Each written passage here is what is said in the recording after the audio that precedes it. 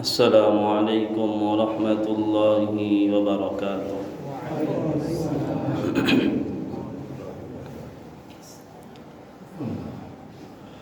الحمد لله نحمده ونستعينه ونستغفره ونؤمن به ونتوكل عليه ونعوذ بالله من شرور أنفسنا من يهده الله فلا مضل له ومن يضلل فلا هادي له ونشهد أن لا إله إلا الله وحده لا شريك له ونشهد أن محمدًا عبده ورسوله أرسله بالحق بشيرًا ونذيرًا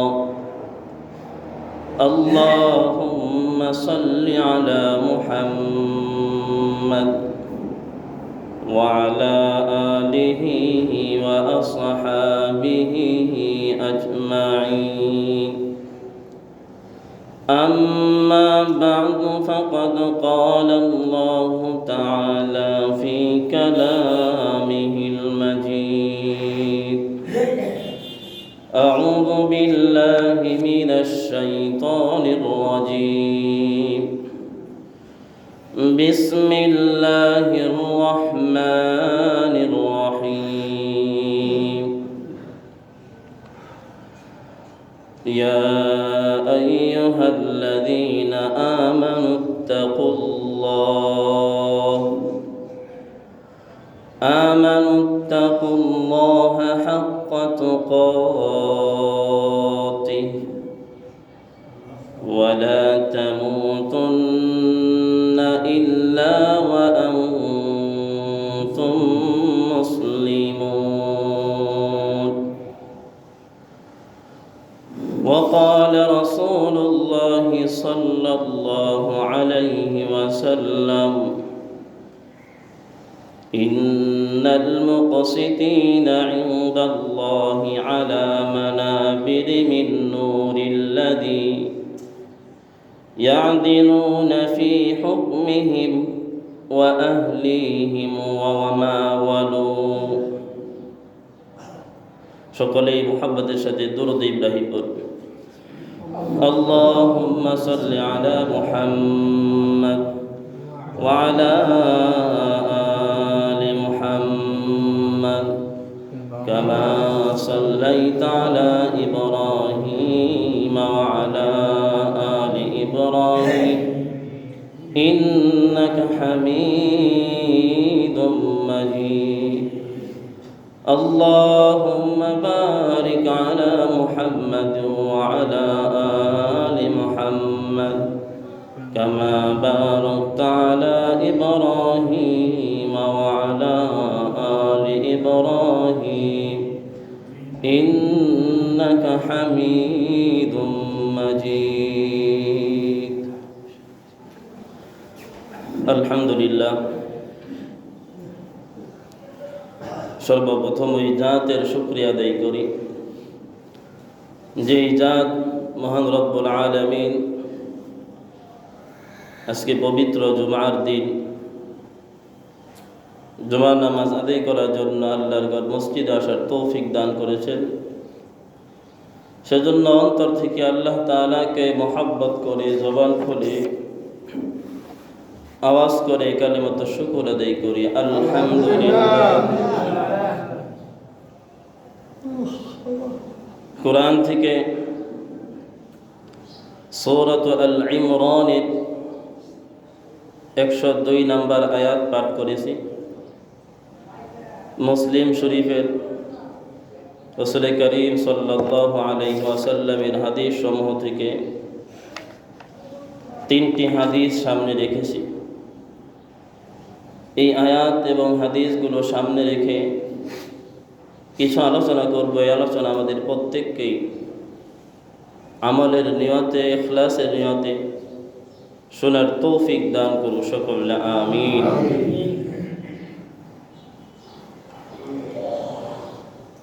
আল্লাহ তাআলা সূরাত আল ইমরানের 102 নম্বর আয়াতের মধ্যে বলেন, ইয়া আইয়ুহাল্লাযীনা আমানুত্তাকুল্লাহ, হে ঈমানদারগণ, হে মুমিনগণ, ইত্তাকুল্লাহ, তোমরা আল্লাহকে ভয় করো, হাক্কা তুকাতিহ, যেমন ভয় করার প্রয়োজন তেমন ভয় করো। আল্লাহকে যেমন ভয় করার প্রয়োজন ঠিক তেমন ভয় করো হে ঈমানদারগণ, মুমিনগণ।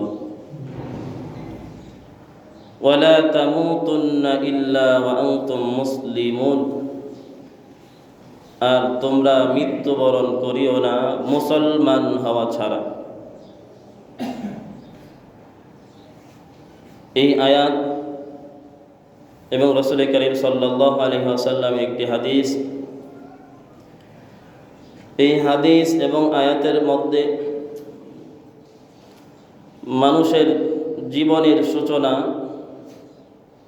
এবং মানুষের জীবনের ইখতিতাম, শেষ জিন্দেগি,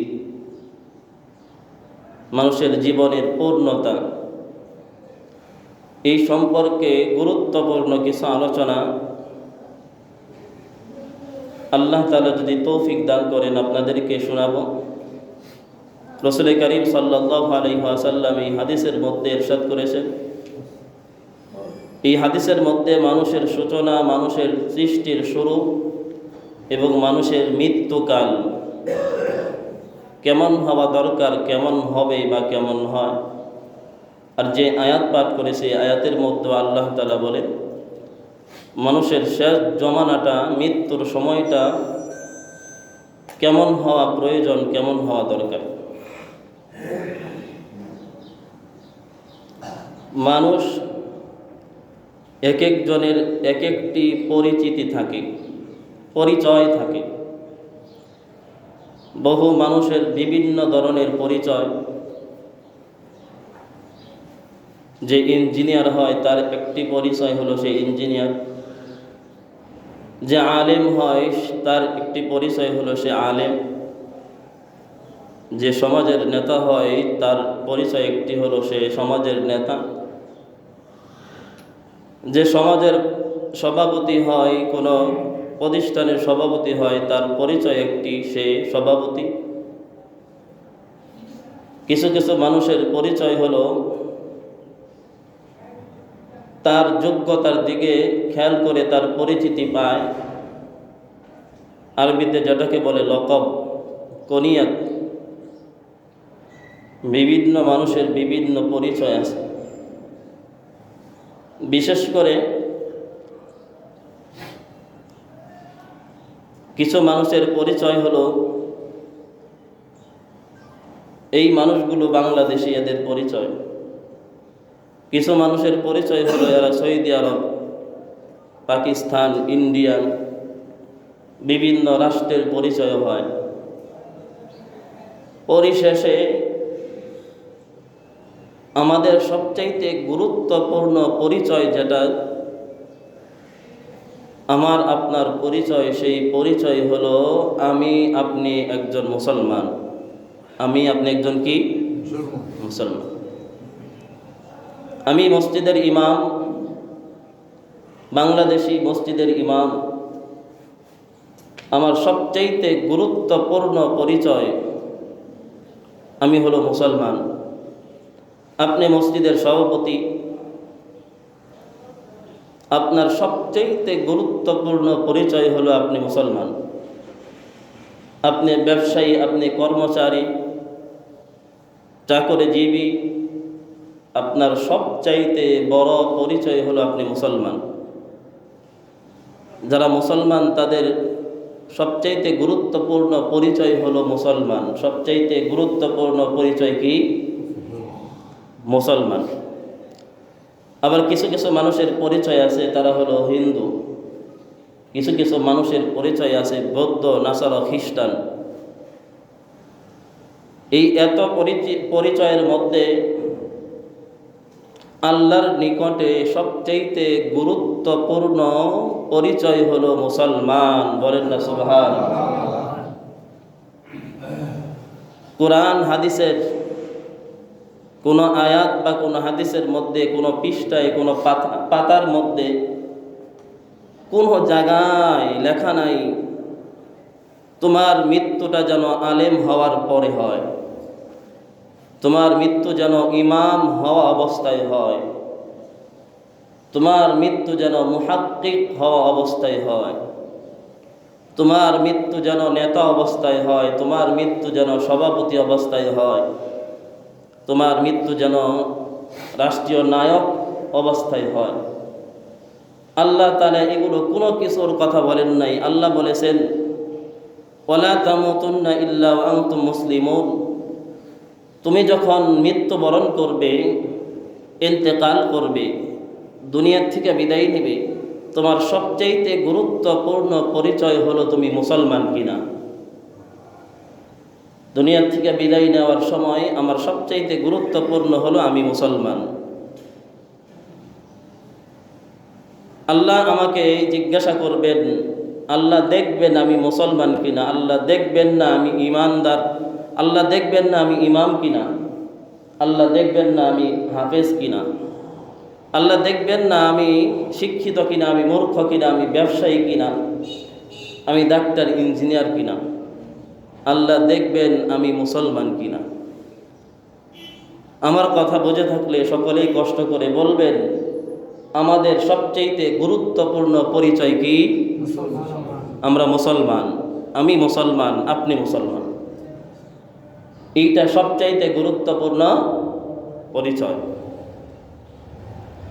আল্লাহর দরবারে যদি আজকে থেকে শুরু করি কিয়ামত পর্যন্ত, আল্লাহর পাক কদমে সেজদা অবস্থায় থাকি কিয়ামত পর্যন্ত, আর আল্লাহর কাছে কান্না করতে করতে বলি আল্লাহ তোমার শুকরিয়া আদায় করি, তুমি আমাকে মুসলমান বানাইছো, মুসলমানের ঘরে জন্ম দিয়েছো, আল্লাহ তোমার শুকরিয়া আদায় করি।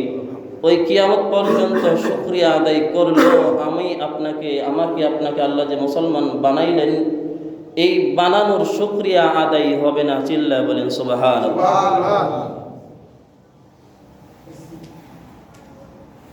শুধু এইটুকার শুকরিয়া আদায় কিয়ামত পর্যন্ত করলে এই শুকরিয়া আদায়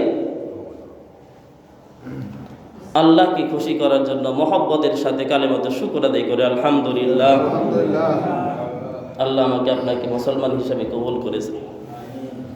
তো আমাদের সর্বশেষ পরিচয় আমরা মুসলমান।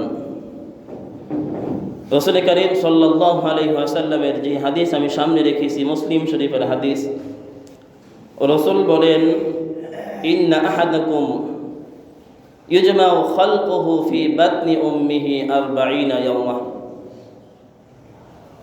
তোমাদের প্রত্যেককেই আল্লাহ তাআলা সৃষ্টি করার পূর্বে সর্বপ্রথম তোমাদের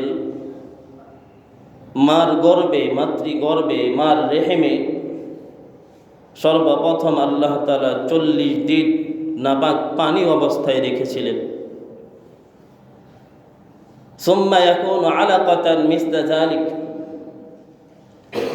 এরপরে 40 দিন পার হওয়ার পর আল্লাহ তোমাদেরকে একটা টুকরায় পরিণত করছে, পরিবর্তন করছে। এরপর রাসূল বলেন আবার 40 দিন যাওয়ার পর সুম্মা ইয়াকুনু মুযগাতান, তোমরা একটা গোশতের টুকরায় পরিণত হয়েছে। এখনো ওখানে হার্টবিট হয় নাই, আত্মা দেওয়া হয় নাই।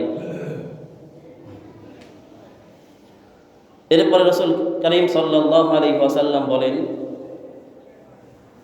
এই 43 অতিক্রম করার পর আল্লাহর পক্ষ থেকে একজন ফেরেশতাকে মার গর্ভের মধ্যে, রেহেমের মধ্যে পাঠিয়ে দেওয়া হয়। সুম্মা বা'আসাল্লাহু মালাকান ফায়ু'মারু বিআরবা'i কালিমাতিন।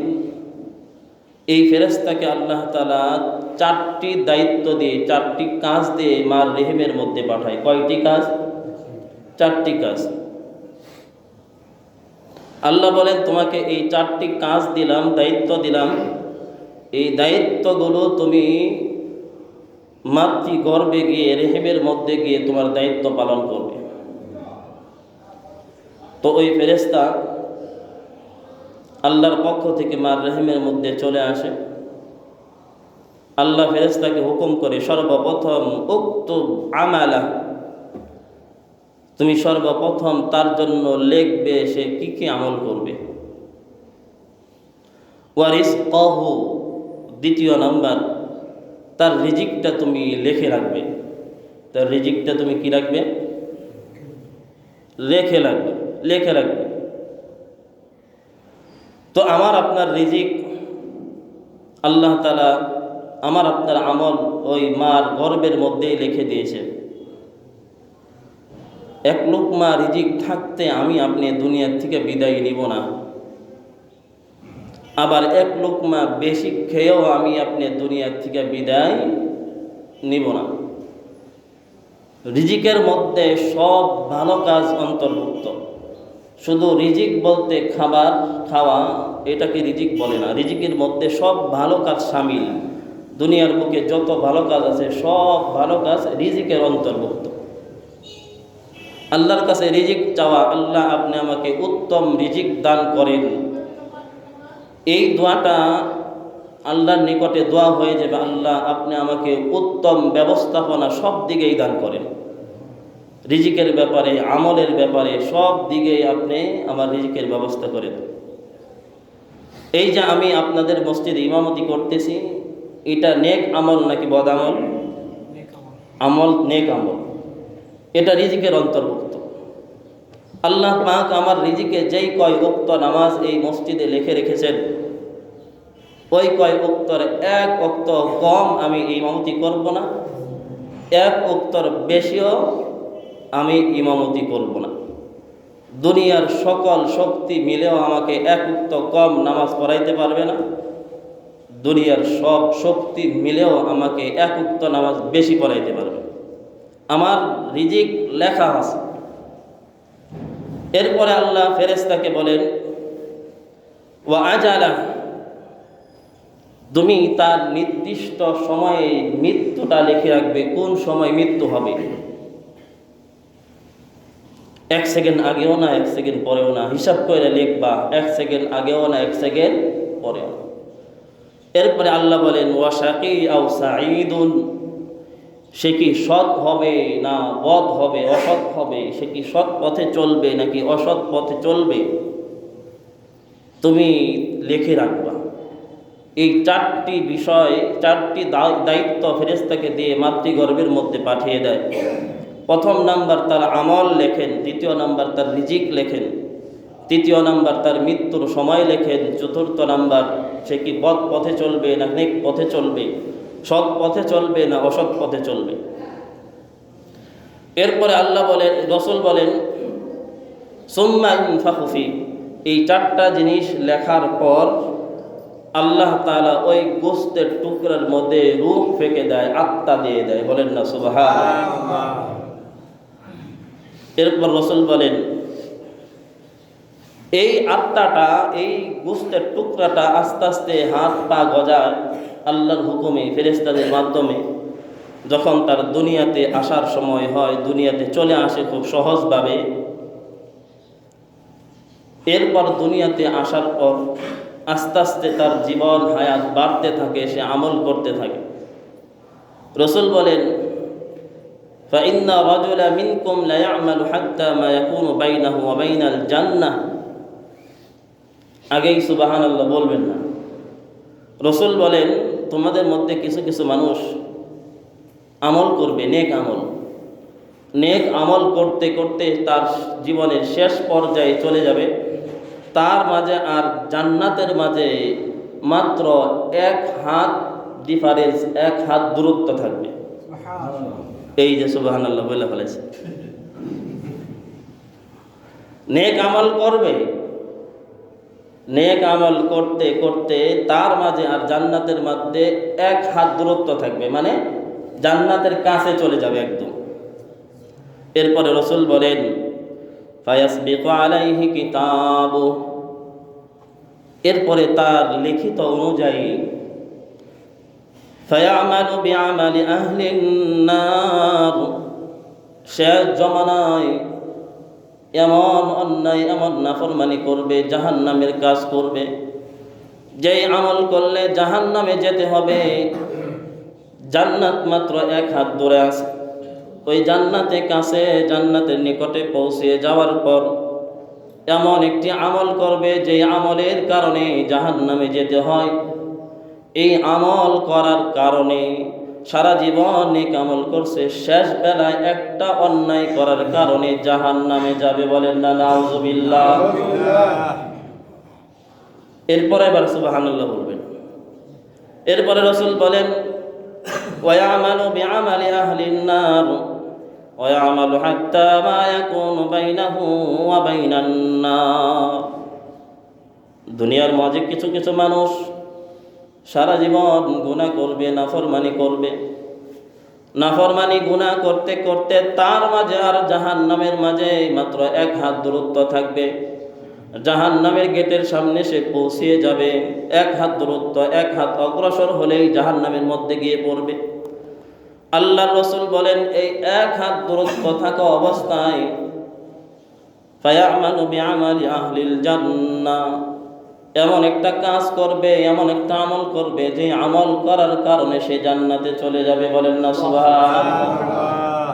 সারা জীবন অন্যায় করবে, গুনাহ করবে, শেষ বেলায় এসে এমন একটা ভালো কাজ করবে, আমল করবে, নেক আমল করবে, যার কারণে মওলাই পাক রব্বুল আরশ খুশি হয়ে যাবেন, তার সারা জীবনের গুনাহ খাতা মাফ করে দিয়ে তাকে জান্নাত দিয়ে দিবে। সুবহানাল্লাহ। রাসূল বলেন মানুষের শেষ জমানা, শেষ সময়ের অবস্থান আল্লাহর কাছে কবুল হবে। এই জন্যই আল্লাহ বলেছেন সূরাত আল ইমরানের 102 নম্বর আয়াতে, ইয়া আইয়ুহাল্লাযীনা আমানুত্তাকুল্লাহা হাক্কা তুকাতি, হে মুমিনগণ, ঈমানদারগণ, তোমরা আল্লাহকে ভয় করো, আল্লাহকে ভয় করো। আল্লাহকে ভয় করার মতো যেমন আল্লাহকে ভয় করার প্রয়োজন তেমন ভয় করো। ওয়ালা তামুতুন্না ইল্লা ওয়া আনতুম মুসলিমুন, আর তোমরা পরিপূর্ণ মুসলমান না হয়ে মৃত্যু বরণ করিও না। আল্লাহর কাছে সব সময় দোয়া করব যেন আল্লাহ আমাদেরকে পরিপূর্ণ পাক্কা মুসলমান হওয়ার পর মৃত্যু দান করেন। বলেন আমিন আমিন। পরিপূর্ণ মুসলমান হয়ে আল্লাহর কাছে যাওয়া, এটাই সবচাইতে গুরুত্বপূর্ণ আল্লাহর নিকটে পরিচয়। আমি আলেম, আমি কোরআনে হাফেজ, আমি ইমাম, আমি খতিব, এই পরিচয় নিয়ে কবরে গেলে আল্লাহ গ্রহণ করবেন না।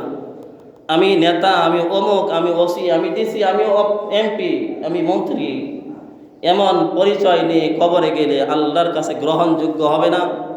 তুমি মিসকিন হও, ধনী হও, গরিব হও, আলেম হও, মূর্খ হও, যাই হও, কিন্তু তুমি কবরে যাওয়ার সময় মুসলমান হয়ে গেলা, ইসলাম নিয়ে কবরে গেলা, তুমি হয়ে যাবে বিজয়ী, তুমি হয়ে যাবে সাফল্য অর্জনকারী। এজন্য আমার শেষ জমানার অবস্থান আল্লাহর কাছে গুরুত্বপূর্ণ। আমাকে আপনাকে পরিপূর্ণ মুসলমান হতে হবে। কি হবে? পরিপূর্ণ মুসলমান হতে হবে।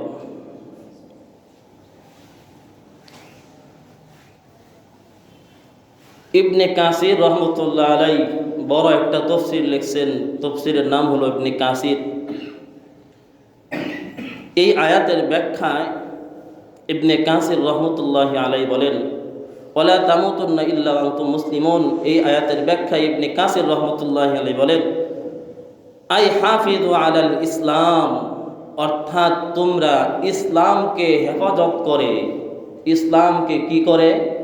হেফাজত করে। ইসলামকে হেফাজত করার পর সর্ব অবস্থায় তুমি সুস্থ থাকো, অসুস্থ থাকো, বিপদে থাকো, বিপদ মুক্ত থাকো, সব সময় তুমি ইসলামের হেফাজত করে, ইসলাম কিভাবে হেফাজত হয়, ইসলামকে জালেম থেকে কিভাবে হেফাজত রাখা যায়, এই চেষ্টার রত অবস্থায় তুমি দুনিয়ার থেকে মৃত্যুবরণ করবা। এই আয়াতের ব্যাখ্যা ইবনে কাসির বলেন, ইসলাম মুসলমান মুসলিম হয়ে মৃত্যুবরণ করো মানে ইসলামের হেফাজতকারী হিসাবে কি করো? মৃত্যুবরণ করো। আমাদের বাংলাদেশে একটা গোষ্ঠী, একটা সমাজ, একটা বড় জামায়াত, একটা বড় দলের নাম আছে, যেই দলের নাম হলো হেফাজতে ইসলাম।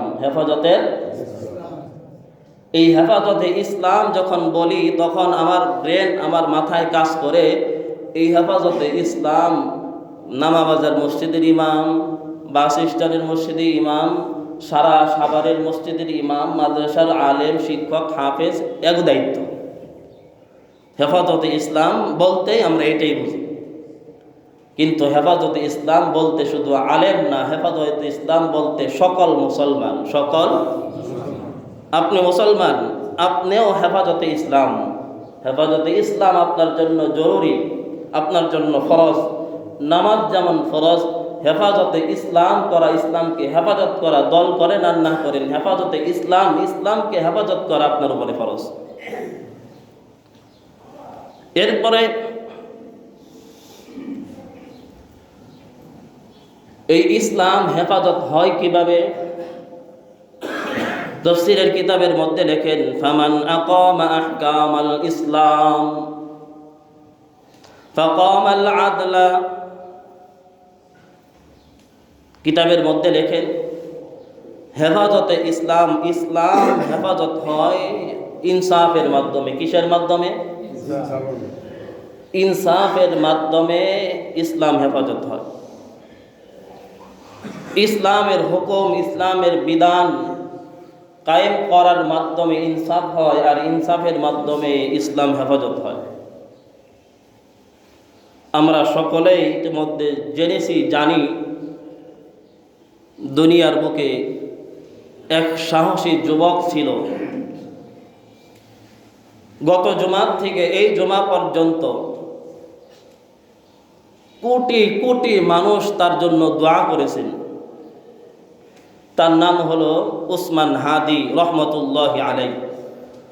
গত রাতে ইন্তেকাল হয়েছে, ইন্তেকাল করেছেন, অফিসিয়ালভাবে ইন্তেকাল মৃত ঘোষণা করা হয়েছে। ওই গত জুমার পরে তাকে গুলি করা হয়েছিল। আজ পর্যন্ত, আজকে জুমার আলোচনা, প্রত্যেকটা মসজিদে এই বিষয়ে আলোচনা হবে। এই উসমান হাদি এর জন্য গত রাতে যখন মৃত্যুর ঘোষণা হলো, হাজার হাজার বাংলাদেশের মধ্যে মাহফিল চলতেছিল, মাহফিল, ওয়াজ মাহফিল, হাজার হাজার আলেম ওয়াজ করতেছিলেন। আর প্রত্যেক আলেমের মোবাইলে, প্রত্যেক আলেমের কানে আওয়াজ চলে গেল হাদি ইন্তেকাল করেছে। প্রত্যেকটা বক্তা বয়ান করার মাঝেই বয়ানকে বন্ধ করে হাদির জন্য দোয়া করছে। চরমনায়ের পীর সাহেব হাদির মৃত্যুর কথা শুনে বয়ান করা অবস্থায় হাউমাউ করে কেঁদে হাদির জন্য দোয়া করছে। চরমনায়ের পীর সাহেব কোন পীর সাহেব? ওই পীর সাহেব যে পীর সাহেব দোয়া করেছিল, আল্লাহ এই ফ্যাসিস্ট জালেম, এই জালেমের উপরে গজব, এই জালেমের পতন আমার স্বচক্ষে দেখায়ও, এই জালেমের পতন, এর উপরে গজব না দেখি আমার মৃত্যু দিও না। কিছুদিন পর তো আল্লাহ তার দোয়াকে কবুল করে দিয়েছেন। কার দোয়া কখন কবুল হয়ে যায় বলা যায় না। এই শত শত আলেম, কোরআনে হাফেজ এই উসমান হাদি ভাইয়ের জন্য দোয়া করেছেন। দোয়া করবে না কেন? এই উসমান হাদি ভাইকে আমি জীবনে কখনো স্বচক্ষে দেখি নাই, শুধু মোবাইলে দেখছি, শুনছি, পত্রিকায় দেখছি। খুদার কসম, অন্তর থেকে আমার আপন ভাইকে যেমন ভালোবাসি, মহব্বত করি, ঠিক তেমনই আমি হাদিকে মহব্বত করি, হাদিকে ভালোবাসি। এই ভালোবাসা অর্জন করে নিয়েছেন এই ভালোবাসা মানুষের কাছ থেকে অর্জন করেছেন। দুনিয়ার বুকে বহু মানুষ আছে তাকে ভালোবাসে না, ঘৃণা করে, এজন্যই তো তাকে গুলি করছে। দুনিয়ার বুকে বহু মানুষ আছে তাকে ঘৃণা করে, এজন্যই তাকে গুলি করছে। ঘৃণা করে ওই সমস্ত মানুষ, যেই সমস্ত মানুষ কোরআনকে মহব্বত করে না, ইসলামকে ভালোবাসে না, জুলুম করতে চায়, জালেম, তারাই এই হাদি ভাইকে ঘৃণা করেছে, তার উপরে জুলুম করেছে, গুলি করেছে। যারা কোরআনকে মহব্বত করে, ইসলামকে মহব্বত করে, প্রত্যেকটা মানুষ তাকে ভালোবাসে। আর প্রত্যেকটা মানুষ তাকে ভালোবাসা জরুরি, কারণ এই হাদির সবচাইতে গুরুত্বপূর্ণ কথা, গুরুত্বপূর্ণ কাজ ছিল সে দুনিয়ার বুকে ইনসাফ কায়েম করবে। দুনিয়ার বুকে কি করবে? ইনসাফ কায়েম করতে পারে আর না পারে সেটা পরের বিষয়। তার মনের ইস্তেহা, তার মনের আগ্রহ, তার চেষ্টাই তো আল্লাহ কবুল করবেন। দুনিয়ার বুকে ইসলাম হাদি কায়েম একা করতে পারবে বিষয় এরকম না, আল্লাহ কবুল করলে পারতেও পারে। কিন্তু সে যে চেষ্টা করেছে, মৃত্যুর কয়েকদিন আগে সে হাসতে হাসতে বক্তৃতার মধ্যে বলেছে যে আমি চাই জালেমের বিরুদ্ধে বিশাল বড় এক মিছিল, জালেমের বিরুদ্ধে বিশাল বড় এক মিছিল, আর এই মিছিলের সামনে আমি হাদি দাঁড়িয়ে আছি। এই জালেমের বিরুদ্ধে মিছিল করা অবস্থায় হঠাৎ করে জালেমের পক্ষ থেকে আমার বুকের মধ্যে গুলি এসে আমার বুকটাকে ঝাঁঝরা করে দিয়েছে। আর আমি হাসতে হাসতে ইনসাফ নিয়ে আল্লাহর কাছে কবুল হব, আল্লাহর দরবারে যাব। বলেন না সুবহানাল্লাহ। বাস্তব তাই, বাস্তব তাই। ইনসাফের জন্য সে চেষ্টা করেছে, ইনসাফের স্লোগান দিয়েছিল, এজন্যই তো জালেমদের সহ্য হয় নাই, তাকে দুনিয়া থেকে বিদায় দিয়েছে। কিন্তু হাদি দুনিয়ার থেকে বিদায় হয়ে গেছে, হাদি বেঁচে গেছে। মাসলা অনুযায়ী, হাদিস অনুযায়ী দুইভাবে সে শহীদের মর্যাদা পায়। কয়ভাবে? নাম্বার 1, সে ইনসাফের স্লোগান, ইনসাফের জন্য মেহনত করতেছিলেন, চেষ্টা করতেছিলেন, ইনসাফের কথা বলতেছিলেন, ন্যায় প্রতিষ্ঠা করবে বলতেছিলেন, এই জন্য সে মাঠে ময়দানও নামছে, কাজ করছে। এই মাঠে ময়দানে ইনসাফ কায়েম করার সময় যদি কেউ মৃত্যুবরণ করে তাহলে সেই ব্যক্তি শহীদি মর্যাদা পায়। এরপরে কোনো জালেমের হাতে অস্ত্র আঘাতে যদি কেউ মৃত্যুবরণ করে তাহলে সেও শহীদি মর্যাদা পায়। সকল আলেম এই উসমান হাদির জন্য দোয়া করতেছেন, আল্লাহ তাআলা তাকে যেন শহীদি মর্যাদা দান করেন। সকলে বলে আমিন। আর আমাকে আপনাকেও যেন এরকম ইনসাফওয়ালা, ইনসাফ কায়েম করার জন্য ইনসাফের কথা বলে দুনিয়ার থেকে যেন বিদায় নেওয়ার তৌফিক দান করেন। সকলে বলে আমিন। এই ইনসাফ দুনিয়ার বুকে কায়েম করতে হবে, ইনসাফের জন্য চেষ্টা করতে হবে, আপনি পারেন আর না পারেন। ইনসাফের স্লোগান আপনাকে দিতে হবে যদি মুসলমান হন। আর যদি মুসলমান হিসাবে আল্লাহর দরবারে যেতে চান তাহলে ইনসাফের জন্য, ইনসাফ কায়েম করার জন্য চেষ্টা করতে হবে। কোনো সন্দেহ আছে? কেউ ইনসাফের জন্য চেষ্টা না করে, স্লোগান না দিয়ে দুনিয়ার থেকে সে মুসলমান হিসেবে বিদায় নিতে পারবে? কোরআন হাদিস অনুযায়ী বোঝা যায় না যে সে ইনসাফের কথা না বলে, ইনসাফের স্লোগান না দিয়ে মুসলমান হিসাবে অন্ধকার কবরে যাবে, সম্ভব হবে না। এজন্য মুসলমান ভাই আমার, যার যতটুক সমর্থন আছে ওই সমর্থ অনুযায়ী সেই ইনসাফের কথা বলবে, ইনসাফ কায়েম করার কথা বলবে। দুনিয়ার বুকে যদি আজকে প্রত্যেকটা মসজিদে প্রত্যেকটা মুসলমানের কাছে ইনসাফ থাকতো, দুনিয়ার বুকে এমনি ইনসাফ কায়েম হয়ে যেত। বাংলাদেশের বুকে যদি বাংলাদেশের শান্তি চাই, বাংলাদেশের জনগণ যদি শান্তির হাওয়া বাতাস চায়, তাহলে ইনসাফ ছাড়া দ্বিতীয় কোনো পথ নাই। জালেমের মাধ্যমে কখনো দুনিয়ার বুকে শান্তি হবে। আর রাষ্ট্রের দায়িত্ব, রাষ্ট্র পরিচালনা যেদিন এই যে মেম্বার থেকে করা হবে, কোথার থেকে? আজকে যদি কেউ রাজনীতির কথা বলে, বয়ান করে, বয়ানের শেষে কয় হুজুর রাজনীতির আলাপ চালাপ কইরেন না, এই রাজনীতির আলাপ সালাপ করেন না। এই রাজনীতি যেই পর্যন্ত না এই মেম্বারে আসবে ওই পর্যন্ত দুনিয়ার বুকে শান্তি হবে না। কারণ এটা হলো ইনসাফের মেম্বার, এটা হলো ইনসাফের জায়নামাজ। কারণ এই জায়নামাজে দাঁড়িয়ে এই মেম্বারে বসিয়ে রসুল দুনিয়ার বুকে ইনসাফ কায়েম করছে। যখন সর্বপ্রথম আমাদের মসজিদ, দুনিয়ার সকল মসজিদে ইনসাফ কায়েম হবে। কি কায়েম? মসজিদে কায়েম হলে, ইমামের নিকটে ইনসাফ থাকলে, সভাপতি সেক্রেটারির নিকটে ইনসাফ থাকলে, যখন মসজিদে ইনসাফের হাওয়া জারি হবে, তখন এই ইনসাফের হাওয়াটা ওই মহল্লার মধ্যে জারি হবে। যখন এই ইনসাফের হাওয়া মহল্লার মধ্যে জারি হবে, এই ইনসাফের হাওয়া আস্তে আস্তে ওই থানার মধ্যে জারি হবে। এই ইনসাফের হাওয়া যখন ওই থানার মধ্যে জারি হবে, আস্তে আস্তে গোটা দেশের মধ্যে ইনসাফ কায়েম হয়ে যাবে। এই জন্য সর্বপ্রথম আমরা যে সমস্ত মুসলমান ভাইরা 5 ওয়াক্ত নামাজ আদায় করি, মুসলমান ইসলাম মুসলিম দাবি করি, তাদেরকে সকলকেই ইনসাফের কথা বলতে হবে, ইনসাফের সঙ্গে থাকতে হবে, জালেমের বিরুদ্ধে সবসময় দাঁড়াইতে হবে। কিছু কিছু মানুষ চিন্তা করে জালেমের বিরুদ্ধে দাঁড়ানো কথা কইলেই তো ঝামেলা হইব, উচিত কথা কইলে, হক কথা বললে কি হইব, এই ঝামেলা করতে যায় কেরা। বাংলায় বলি ঝামেলা, আরবিতে বলে এটা জিহাদ।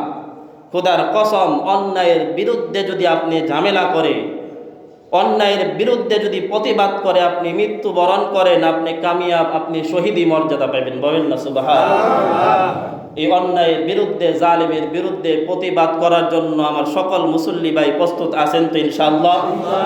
আল্লাহ তাআলা আমাদের সকলকে কবুল করে নেক। সকলে বলে আমিন। ওয়া মা আলাইনা ইল্লাল বালাগ। যারা সুন্নাত না বসে ক্বাবলাল জামাত সাদাকা সুন্নাত পড়ে নেই। আর সকলেই যদি আলোচনা শুনতে মন চায়, খুব গুরুত্বপূর্ণ কিছু আলোচনা হবে সামনে, আমরা সকলেই 12 সাড়ে 12টার পূর্বে মসজিদে চলে আসব।